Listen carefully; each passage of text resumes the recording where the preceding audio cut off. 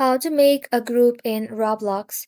Hello everybody and welcome back to our channel. So let's get started without any further ado. So for that, first of all, you want to go ahead and open any browser in your PC. Once you open the browser, in the search bar, go ahead and search for roblox.com. And once you search for it, simply log in to your Roblox account. So once you're logged into your account, you want to go ahead and tap on this three line icon. Simply scroll below and then tap on communities.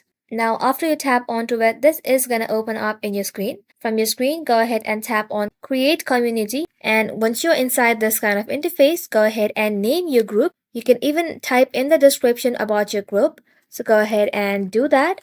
And once you're done, you can even upload an image right over here. So go ahead and tap on this button, select the image from your PC, and once you're done, under settings, you can select who can join your group.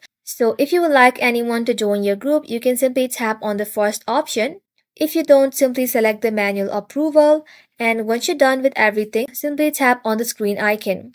So for you to go ahead and create a group on Roblox, you need to have at least 100 Robux.